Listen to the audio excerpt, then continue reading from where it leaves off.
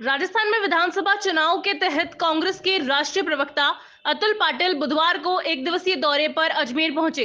पाटिल ने press conference कर कहा कि भाजपा के पास राजस्थान के भविष्य के लिए कोई योजना नहीं है। 70 साल के जवाब मांगने वाले प्रधानमंत्री और गृह मंत्री अपने 9.5 साल का हिसाब नहीं दे पा रहे हैं। भाजपा केवल ध्रुवीकरण के माहौल बनाने का प्रयास करती है, लेकिन राजस्थान में कांग्रेस सरकार एक बार फिर विकास के नाम पर बनेगी। कांग्रेस के राष्ट्रीय प्रवक्ता अतुल पाटिल ने कहा कि मैं प्रधानमंत्री नरेंद्र मोदी और गृह मंत्री अमित शाह से सवाल पूछना चाहता हूं कि इस देश का संविधान सर्वधर्म और सद्भावना की बात करता है, सारे धर्म के सम्मान की बात करता है। सरकार का काम रोटी कपड़ा मकान शिक्षा स्वास्थ्य रोजगार और लोगों को सुरक्षा दिलाने का है। राजस्थान में भाजपा के नेता घूम रहे हैं, रोड शो हो रहे हैं, तो मैं पूछना चाहता हूं कि राजस्थान के भविष्य के लिए उनके पास क्या योजनाएं हैं। राजस्थान के युवाओं किसानों महिलाओं के भविष्य के लिए क्या योजनाएं हैं। उन्होंने कहा कि वह 1 महीने से राजस्थान में है। भाजपा के नेताओं से उन्होंने कोई भी एक बात नहीं सुनी जो राजस्थान के भविष्य विजन की बात करे और राजस्थान को अलग अलग पैरामीटर पर पहले लाने का काम करे। ऐसा कोई विजन उन्होंने नहीं देखा। अतुल पाटिल ने कहा कि कांग्रेस की योजनाओं को प्रधानमंत्री नरेंद्र मोदी रेवड़िया कह रहे हैं। उन्होंने कहा कि जब कांग्रेस गरीबों का हाथ मजबूत करने की कोशिश करती है तो भाजपा रेवड़िया कहती है। राजस्थान की जनता स्वाभिमान है, इनका स्वाभिमान ही कांग्रेस रखने की कोशिश कर रही है। विशेषकर उस भूमि में आकर अभिभूत हूँ जिस भूमि ने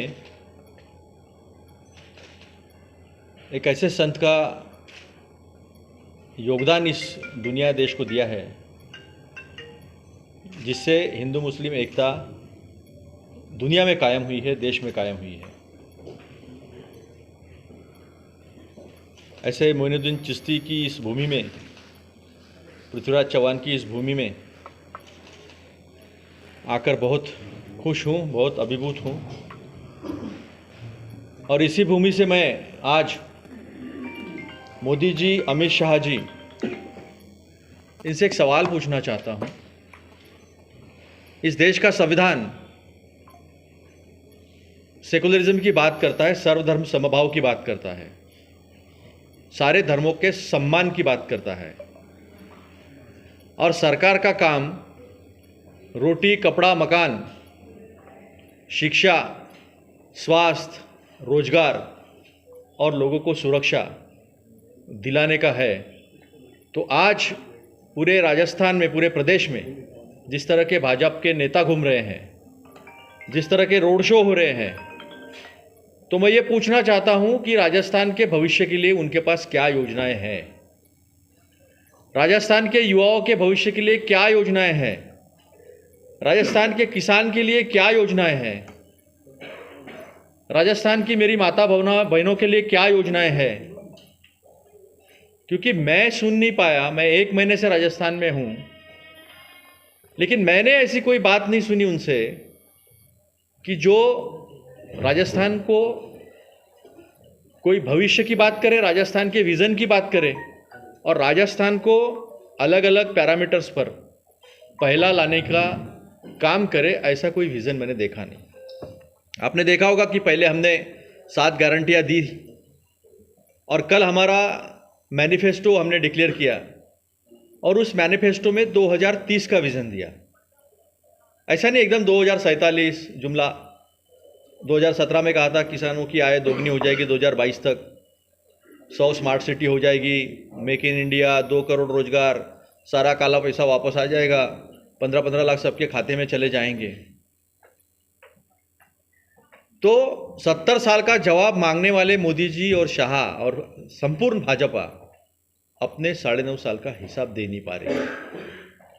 और इसी नाकामयाबी की वजह से और इसी बौखलाहट की वजह से राजस्थान की पराक्रमी भूमि को, राजा सूरजमल जाट, पृथ्वीराज चौहान, राणा प्रताप की भूमि को देश में नहीं दुनिया में बदनाम करने का काम वो कर रहे हैं। क्योंकि उनके पास कोई नरेटिव नहीं है, उनके पास कोई विजन नहीं है और प्रदेश को आगे ले जाने के लिए कोई योजना नहीं है। जो मैनिफेस्टो आया हमारा वो 3 करोड़ 15 लाख सजेशंस अलग अलग तबके से, अलग अलग लोगों के आए और उसके बाद बना। तो हम किसकी बात कहते हैं?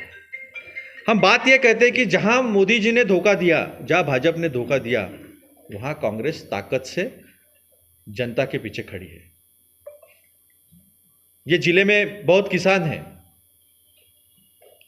64% इस प्रदेश की जनसंख्या किसानी में है। मैं पूछना चाहूंगा कि 726 किसानों की हत्याएं हुई, शहादत हुई, और आपने संसद में उन्हें श्रद्धांजलि देने से भी नकार दे दिया। राहुल जी ने उन्हें श्रद्धांजलि की बात की थी, शहादत थी वो आने वाले भविष्य के लिए, वो 3 काले कानून के खिलाफ। तो वो आंदोलन समाप्त होते वक्त आपने एक वायदा किया था, लिखित वायदा किया था, मुझे आपको वो लिखित लेटर दिखाने की जरूरत नहीं, सबके पास है, कि एमएसपी का कानून बनाने के लिए कमेटी बनाई जाएगी और जल्द से जल्द अपना रिपोर्ट पेश करेगी। आज 2 साल हो गए हैं, कहाँ गया वो? क्या हुआ एमएसपी को कानून बनाने का आपका वायदा? क्या हुआ उस कमेटी का? नहीं तो आज हमने वायदा किया है कि कांग्रेस की सरकार दूसरी बार बनते बराबर रिवाज बदलने वाला है और कांग्रेस फिर से आने वाली है, तो हम एमएसपी को कानूनी जामा पहनाने जा रहे हैं। राजस्थान में आपका उपयोगी है। दूसरा क्वेश्चन, आपने पीने की पानी की बात की, जो भी ड्यूटीज ऑफ द स्टेट है, तो राजस्थान सरकार पिछले 5 साल से की अजमेर में पानी की जो समस्या है वो सरकार ने क्यों सॉल्व की? See, there are 2 things. It's true, supplying pure and drinking water is concurrent subject, not only a state subject. And in every part of India, it is a duty of central government to provide a national status of scheme. Like we have a Gosikurd project, which has given a national status by government of Congress, which was taken away by the Modi ji. If he gave national status, it can be completed very soon. But उन्होंने अपना दिया हुआ वायदा तोड़ दिया। We have given him 5 letters of reminder, 5 reminders. I'm sorry to say, sir, we're not doing about the water. Telling you, Ajmer is having a Bisalpur dam, which is created by the Congress and MLA level, and the dam was created for the Ajmer, but now the water is going to the Jaipur. Nobody has been the representative of project. नहीं, एक बात आप ध्यान में रखिए, ये आप जिस डैम की बात कर रहे हैं वो डैम और ERCP, ये दोनों मिलाकर चंबल का जो पानी है, वो चंबल का फ्लड का पानी उसमें डालकर ये सारा प्रोजेक्ट जो है, पानी जो है यहाँ पर लाने की कोशिश है। अब उन्होंने दिया नहीं, ERCP को वादा करके दिया नहीं, 14,000 करोड़ से ज़्यादा का प्रावधान किया है। और मैं आपको दावे से कहता हूँ, आज आपका जो इशू है वो 2 साल के अंदर ERCP जो है वो काम में शुरू हो जाएगा और वो पानी का जो किल्लत है वो किल्लत ख़त्म हो जाएगी। सवाल गजेंद्र सिंह शेखावत जी से, आप जल शक्ति मंत्री हो, जल शक्ति मंत्री होने के बावजूद आपने प्रधानमंत्री जी से ये योजनाएं क्यों नहीं पूरी की? सवाल ये है। दोनों विधायक यहाँ से, यहाँ की नगर पालिका किसकी है? एक सेंट्रली स्पॉन्सर्ड स्कीम होती है, सेंट्रली स्पॉन्सर्ड स्कीम को कम कर दिया है। इधर कहा है हम 10% बढ़ा देंगे, 32% से 42% फाइनेंस कमीशन का contribution state to central to state होता है, जो डिस्ट्रीब्यूशन होता है एक्साइज का, इनकम टैक्स का, कॉर्पोरेट टैक्स का, वो कहा कि हम 32 से 42% कर देंगे, और जितनी सेंट्रली स्पॉन्सर्ड स्कीम थी वो कैंसिल कर दी। और एक्साइज बढ़ाना है, टैक्स वो कम कर दिया, और सेस बढ़ा दिए अलग अलग तरीके से, क्योंकि सेस का डिवीजन नहीं होता है, सेस को बांटना नहीं पड़ता है राज्यों, केंद्रों में और राज्य में। तो ये काम किया है, और राज्य सरकारों को जितनी तकलीफ दे सकते हैं, जहाँ जहाँ बीजेपी शासित राज्य नहीं है वहाँ वहाँ उन्होंने जीएसटी कंपेंसेशन से लेकर, सेंट्रली स्पॉन्सर्ड से स्कीम से लेकर, नेशनल प्रोजेक्ट से लेकर हर प्रोजेक्ट के लिए रोकने का काम किया है। और इसीलिए अजमेर या पूरे प्रदेश को दंड देने का काम किया है भाजपा ने। ये हमारा सीधा। आपने भी जिन स्कीम्स की बात की है, राजस्थान गवर्नमेंट ने इतनी सारी स्कीम्स दी हैं, उन स्कीम्स को धरातल पर कितना इम्प्लीमेंटेशन मिल रहा है, क्या इस पर गौर किया है? बिल्कुल गौर किया है। अभी मैं एक बात बताता हूँ आपको, अच्छी याद दिलाई आपने। हमने OPS की बात की, ओल्ड पेंशन स्कीम की। ओल्ड पेंशन स्कीम उनके बीजेपी के मैनिफेस्टो में नहीं है। सॉरी, मैंने आरोप नहीं किए, मैंने आंकड़ों के साथ, योजनाओं के साथ और उनके सफलता असफलता के साथ सारी चीज़ें तथ्यों के साथ रखे, आरोप नहीं किया। और हमने हमारा मैनिफेस्टो जब कल रखा, खड़गे जी आए थे हमारे राष्ट्रीय अध्यक्ष, उन्होंने रखा तो रखते समय ये भी रखा कि 95% हमने हमारे वादे पूरे किए। 95%।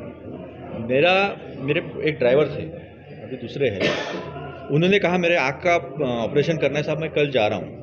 वो आँख का ऑपरेशन करके 2 दिन के बाद फिर मेरे पास आया, ज्वाइन हो गया मुझे। तो मैंने कहा कैसा रहा ऑपरेशन? ठीक रहा एकदम। तो उसने मुझे एक बात कही, बोले चिरंजीवी योजना है, ओपीडी आईपीडी दोनों हो जाता है। तो बोले मुझे सोचना नहीं पड़ा कि मैं अगले महीने में मेरे पास पैसे आएंगे, दिवाली है अभी, अगले महीने कर लूँगा। मैंने गया, मैं कार्ड दिखाया और कसम से मैं झूठ नहीं बोल रहा हूँ, उसने बोला मेरे आँख का ऑपरेशन हो गया। तो ये जो पूछा जाता है कि कितने लोगों को मिला नहीं मिला, तो कुछ जो योजनाएं जो है, अब तक गैस सिलेंडर जो योजना थी वो उज्ज्वला के लिए थी। तो बीजेपी वाले क्या करते हैं, जिनने सब्सिडी छोड़ दी उनको पूछो कितने में मिल रहा आपको, वो उनके लिए था। अभी आने वाले दिनों में जो बीपीएल है, गरीबी रेखा के नीचे जो है, और जिनको 2 रुपये 3 रुपये किलो अनाज मिलता है, वैसे 1,40,00,000 लोगों को वो गैस सिलेंडर मिलेगा। मेरा सवाल ये है, क्या मेरी माता बहनें जब वोट करने जाएगी तो उसे याद नहीं आएगा कि ये इन्होंने दिया है? और 410 का सिलेंडर महंगा कहने वाले 1200 तक ले गए, क्या उनको ये याद नहीं आएगा? क्या उनको ये याद नहीं आएगा जब $112 पर बैरल कच्चा तेल था, तब 72 रुपये पेट्रोल था और 58 रुपये डीजल था, और जब $18 तक नीचे आया, 112 से $18 तक नीचे आया, आज भी 87 के आसपास है, 80 के आसपास है, एवरेज $60 से ऊपर नहीं गया। लेकिन जिस पेट्रोल डीजल पे 3 रुपया 46 पैसा और 3 रुपया 9 रुपया 58 पैसे टैक्स था, उसे बढ़ाकर 33 रुपया 92 पैसा और 31 रुपया 90 पैसा कर दिया था। और 1 रुपया रोड इंफ्रास्ट्रक्चर सेस था, वो सेस 18 रुपया कर दिया। 2020 को सन्माननीय निर्मला जी सीतारामन जो वित्त मंत्री है, उन्होंने नए 2 सेस लगाए, एग्रीकल्चर इंफ्रास्ट्रक्चर सेस 2 रुपया और $4.5 रुपया, और 30 लाख करोड़ से ज़्यादा पैसा ले लिया। रशिया से $50 में इनको अभी कच्चा तेल मिला, वो रिलायंस ने और नायरा ने पूरा यूरोप में एक्सपोर्ट किया, लेकिन आम जनता को